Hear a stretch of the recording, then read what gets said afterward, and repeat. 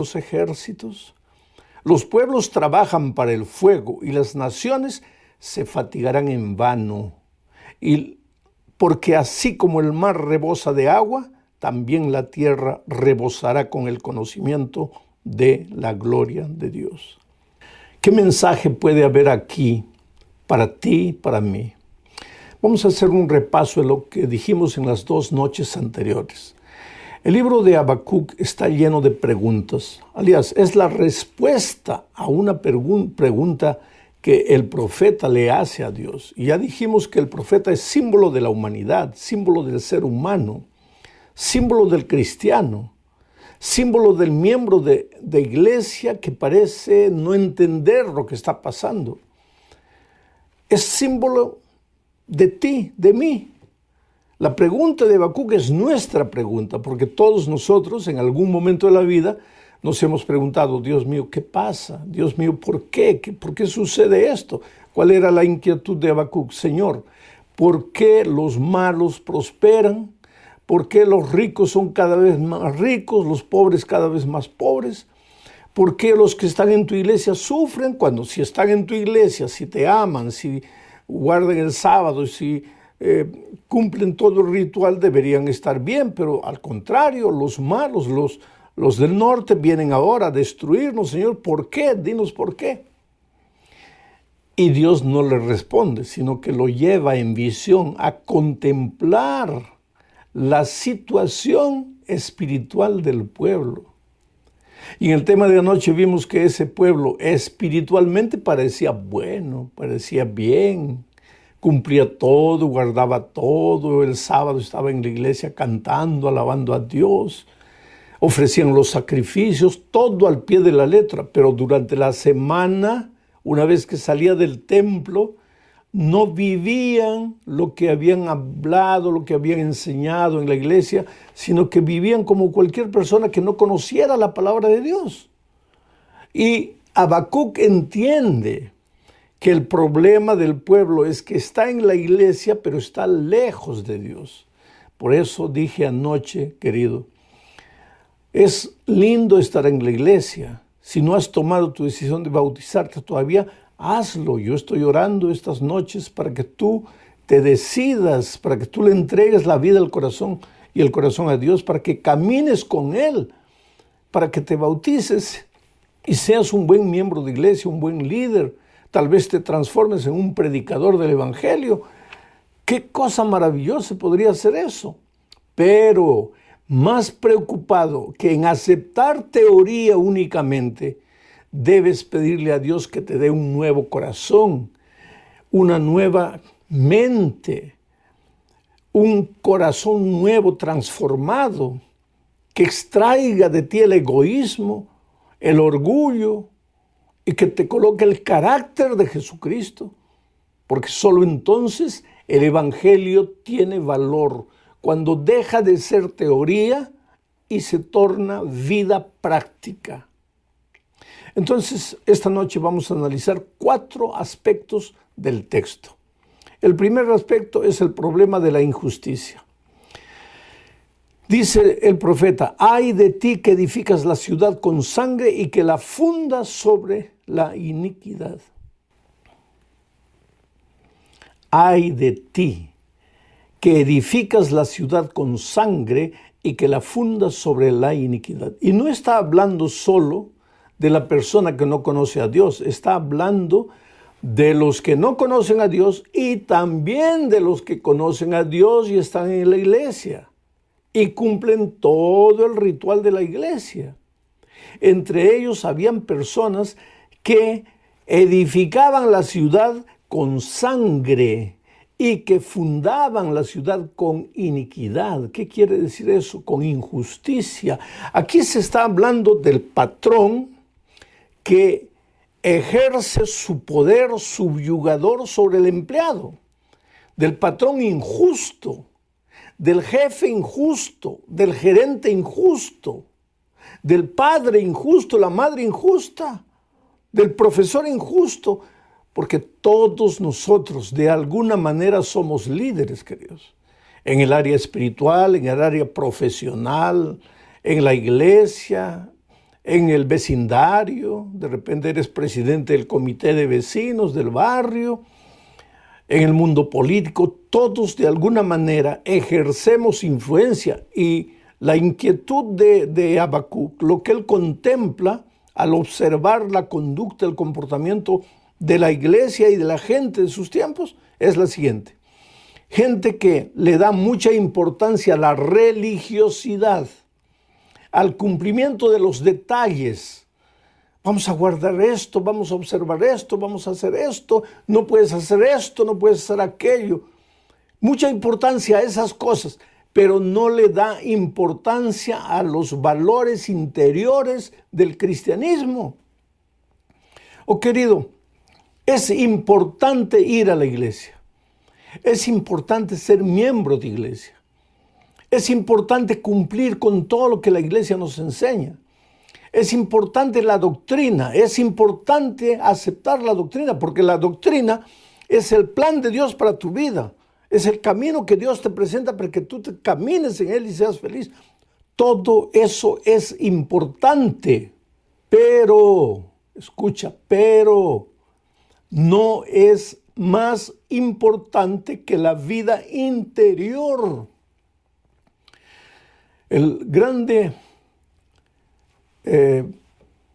maestro religioso, líder hindú, llamado Mahatma Gandhi, estudió toda la doctrina cristiana y un día después de estudiar todo, concluyó: la doctrina es maravillosa. Yo me volvería cristiano si no fuese por causa de los cristianos. ¡Qué cosa terrible! Esta es una bofetada contra nosotros los que nos llamamos cristianos.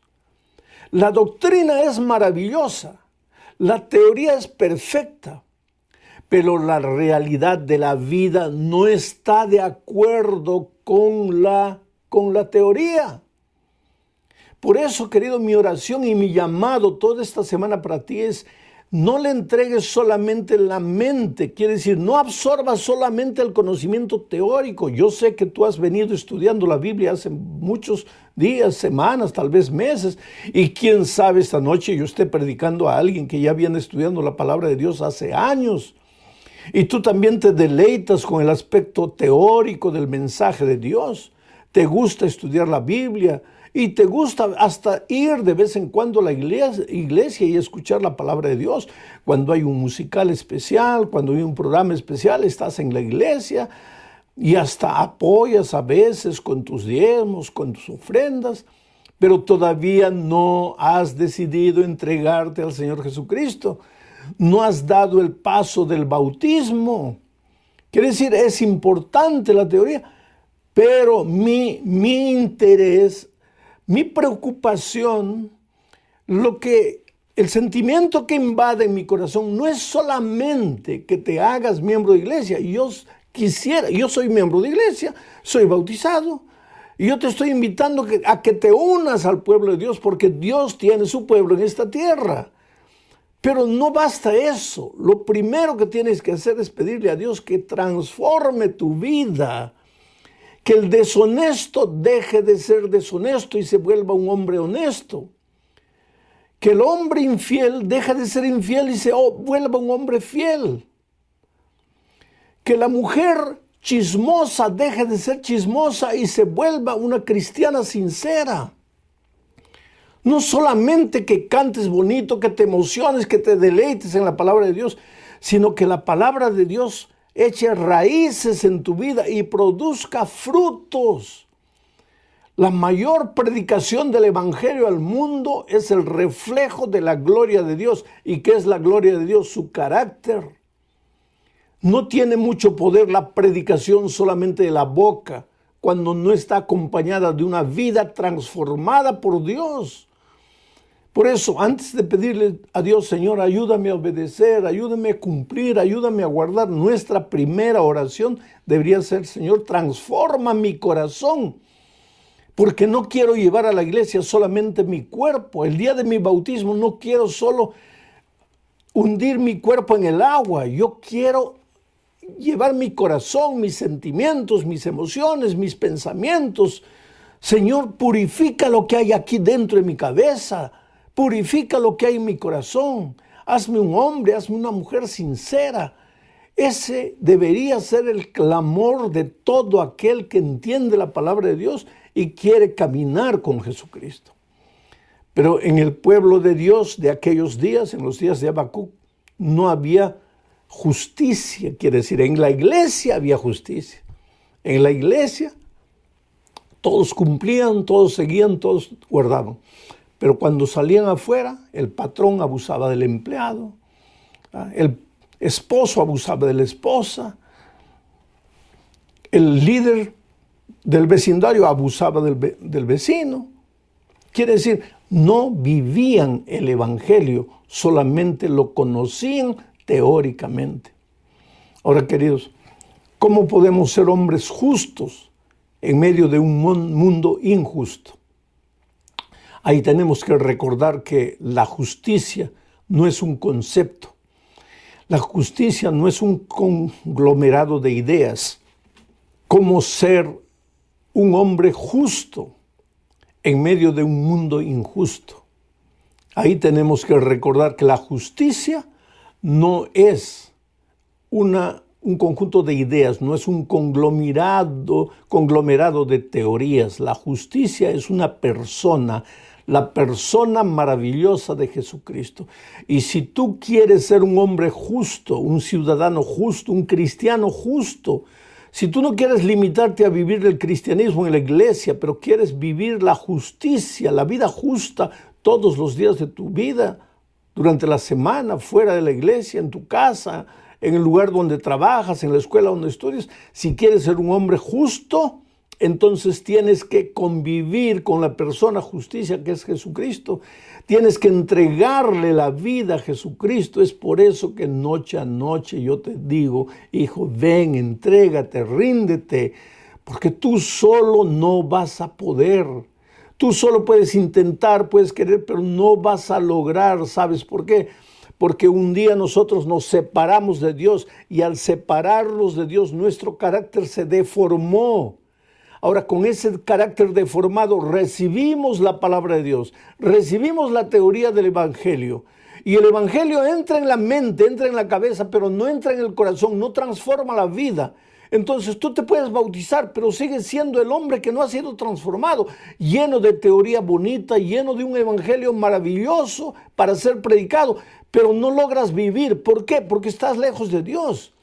Pero si me bauticé, sí, te bautizaste, pero no le entregaste el corazón a Dios. Le entregaste solo tu cuerpo. Y aunque yo te suplico, querido, si no te has bautizado todavía, decídete y entrégate al Señor Jesús. Mi interés es entrégale la vida y el corazón a Jesús. Dile que tú no puedes, que has luchado, que has intentado, pero que no puedes. Deja que Dios haga por ti lo que tú no puedes hacer. ¿Cuántas veces he encontrado gente que estudia la palabra de Dios, quiere bautizarse, pero dice, pastor, yo quisiera bautizarme, pero es que todavía no he dejado la bebida, todavía no he dejado el cigarro, y para ir a la iglesia, para bautizarme, tengo que vencer esto? Claro que tienes que vencer, pero tú solo no lo vas a hacer, no lo vas a hacer. Sabes, yo estaba un día en Santa Cruz de la Sierra, era un final de campaña evangelística, íbamos a bautizar esa tarde, era más o menos 6 de la tarde, ya estaba oscureciendo, y yo salí para tomar aire, estaba haciendo mucho calor. Santa Cruz es uno de los lugares calurosos de Bolivia, estábamos en pleno verano, y cuando salgo al frente, veo a un hombre que estaba fumando en la esquina, y al verme apagó el cigarro inmediatamente y corrió hacia mí. Y me dice, ay pastor, qué vergüenza, porque yo soy uno de los candidatos que se va a bautizar. Lo miré y él estaba así avergonzado, apenado, dicen en algunos países, triste. Se sentía derrotado, fracasado, no solo porque el vicio lo dominaba, sino porque yo lo había descubierto en flagrante. Pero entonces lo abracé y le dije, mira, no te preocupes. Pero pastor, le prometo que esta es la última vez. Yo salía a fumar este último cigarro porque yo quiero bautizarme, pero ahora que usted me ha descubierto, yo no sé si debo bautizarme o no. Le digo, mira, no me prometas a mí. Tú no tienes nada que prometerme a mí. Tú dile en tu corazón, Señor, hasta aquí.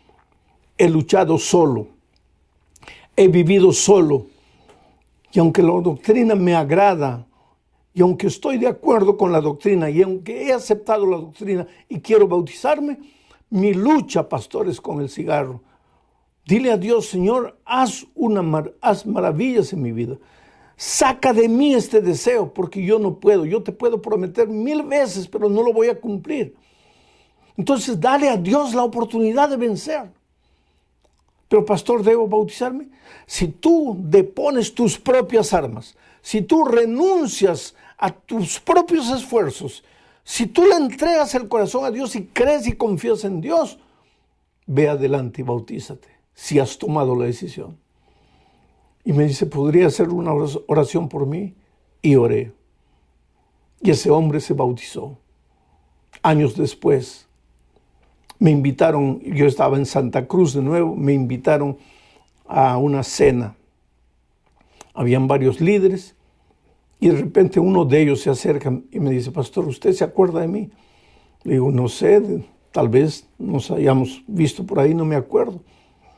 Me dice, pastor, una vez yo me iba a bautizar, estaba fumando afuera, usted salió y me descubrió, ¿se acuerda? Y claro que me acordé instantáneamente. Y oí, ahora soy anciano de iglesia, pastor. Y desde aquel día nunca más fumé. Y hoy día no me explico cómo durante casi 30 años yo fui un esclavo del cigarro. Pero hoy entiendo que siempre que quise vencer, vencí, luché solo.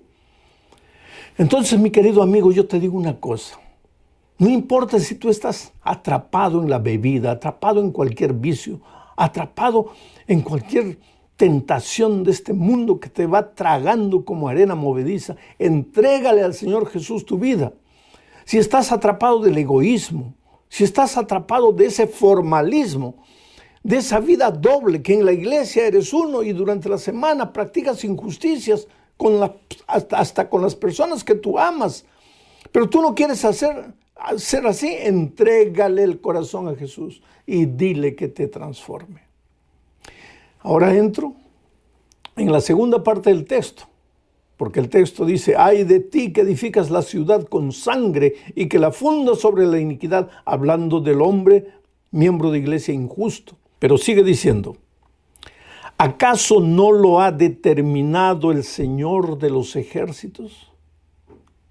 Aquí está hablando de que Dios siempre está en el control del universo, de las vidas. ¿Acaso no lo ha determinado el Señor de los ejércitos? Oh, querido, Dios es soberano. Aquí abajo en la tierra los hombres podemos hacer lo que querramos. Los seres humanos podemos vivir como querramos, pero Dios no ha perdido el control de las cosas. No es porque tú vas a encontrar el caso de uno u otro que no vive el evangelio dentro de la iglesia, que Dios no está en el control de la iglesia. Dios está en el control de las vidas, está en el control del universo, está en el control de las iglesias, de las familias, de dos maneras. Primero, Él inspirando. Y cuando el hijo es sincero, se deja inspirar por Dios y camina en sus caminos. Pero cuando el hijo es duro de corazón, rebelde, Dios permite que el hombre haga lo que quiere, que viva lo que quiera, como quiera. Pero no es porque Dios no pueda intervenir en esa vida, sino porque Dios permite. Por eso digo que Dios dirige la vida de dos maneras. O Él te inspira, o Él te obedece, o Él te permite. Si te inspira y le obedeces, gloria a Dios. Pero si eres rebelde y no quieres obedecer, Él te permite. pero tú te vas encaminando a tu propia destrucción. No es porque Dios no intervenga poderosamente en tu vida que Dios no pueda intervenir. Cuando Dios nos creó con libertad, oh querido.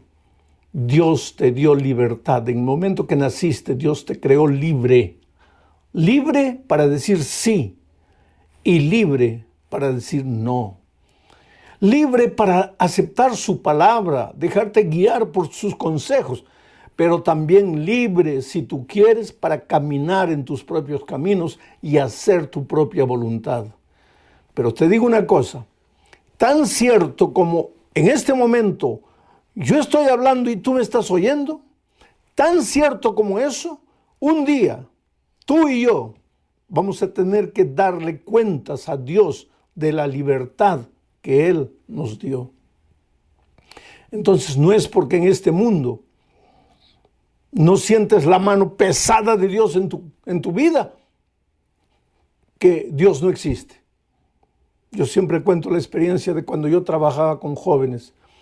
Me llamaron en una ocasión para hablar con un grupo de adolescentes que estaba arrancando hojas de la Biblia para fumar ahí marihuana. Dicen que el mejor tipo de papel para envolver marihuana es el papel tipo Biblia. Y ese papel no se encuentra fácilmente en las librerías. Entonces para estos muchachos será más fácil comprar una Biblia, arrancar las hojas y fumar ahí. Y fui a hablar con ese grupo de jóvenes. Y el líder de ellos, un muchacho tal vez de, 15 años, no más que eso. Yo le digo, pero hijo, ustedes no pueden hacer eso con la palabra de Dios. Y él me mira todo desafiante y dice, ¿palabra de quién? Palabra de Dios. Y él me dice, ¿qué Dios? Dios no existe, existirá para ti, no para mí. Déjame tranquilo, yo soy libre. ¿Qué te metes en mi vida? Realmente yo no tengo que meterme en la vida de nadie. Y para él no hay Dios. Y él dice, ¿palabra de quién? Palabra de Dios. Pero si Dios no existe. Y comenzó a hablar improperios de Dios. Y querido, yo soy un ser humano. Yo no soy Dios. Yo también soy un pobre pecador que cada día quiere reflejar el carácter de Dios. Cada día busca a Dios diciéndole, Señor, haz por mí lo que yo no puedo hacer por mí mismo. Y yo como ser humano a veces también pierdo la paciencia, cosa que Dios no hace. Dios nunca pierde la paciencia, porque Él es manso y humilde de corazón. Pero yo a veces me pongo nervioso. Y especialmente cuando alguien habla mal de la iglesia, a pesar de las debilidades que puede haber en la iglesia, cuando habla mal de los líderes, cuando habla mal de la palabra de Dios, o cuando habla mal de Dios, me deja nervioso. Y él me dice, yo te voy a dar la oportunidad de probarme que Dios existe. Le digo, ¿cómo? Si Dios existe, yo le doy medio minuto, 30 segundos para que me quite la vida. En esos tiempos eran tiempos de reloj. Hoy día ya nadie usa reloj porque todo el mundo tiene el celular en la mano. Y él comenzó a contar el tiempo en su celular. 1, 2, 3, 4, 5, 20, 25, 30. Y me miró socarronamente y me dijo, ¿palabra de quién? Y sabes, en mi corazón, yo levanté los ojos al cielo y dije, oh, Dios mío, está bien. No lo mates, pero por lo menos dale un golpe, tíralo al suelo, revuélcalo. ¿Cómo puedes permitir que un mozalbete de 15 años te desafíe y no haces nada? Pero Dios es Dios. Dios nunca pierde la paciencia. Es por eso que tú vives una vida torcida, tal vez, si no conoces la palabra de Dios. Es por eso que tú tal vez me estás escuchando por la emisora Radio Nuevo Amanecer, y estás ahí en un bar riéndote de lo que estoy predicando. Pero como están transmitiendo el mensaje a través de los parlantes del barrio, de la ciudad, estás escuchando. Tú puedes reírte. Tú puedes decir que todo esto que estoy hablando es mentira. Y tú puedes decir que Dios no existe porque no interviene poderosamente en la vida. Pero querido, mañana, Cuando tu carro caiga al abismo y sientas que la muerte te llega. Mañana cuando el COVID se apodere de tu cuerpo y sientes que la vida se te va. Mañana cuando tus negocios se van a la desgracia y acaba todo y pierdes todo. En ese momento quiero que hagas la pregunta si Dios existe o no existe. Hasta el más ateo en ese momento levanta los ojos a Dios y clama a Dios y dice: Dios mío, ¿dónde estás? Ayúdame, Señor, bendíceme. Eso es lo que sucedió cuando yo tenía 20 años, estaba comenzando la Copa Mundial, el Campeonato Mundial de Fútbol en México 70, cuando hubo un terremoto terrible que mató casi 100,000 personas en mi país. Yo tenía un vecino ateo que se reía, se burlaba de mí. Que esa tontería de Dios. Y cuando vino el terremoto terrible, yo salí de la casa y cuando llego a la calle, ¿a quién lo veo arrodillado, clamando por la misericordia de Dios? A mi vecino ateo. Porque así somos los seres humanos. Claro, cuando hay salud, cuando hay vida, cuando todo va bien, pues ¿para qué Dios? ¿Dónde está Dios? ¿Quién es Dios? Pero cuando la tierra te tiembla debajo de tus pies, cuando tus fuerzas humanas se van, cuando el médico te dice que para tu cáncer ya no hay solución, ¿a dónde vas? ¿En quién confías? Tú puedes intentar los caminos oscuros de los pactos con los demonios, el espiritismo, la brujería, la hechicería, pero cuando la tierra tiembla debajo de tus pies, solo Dios puede solucionar tu vida.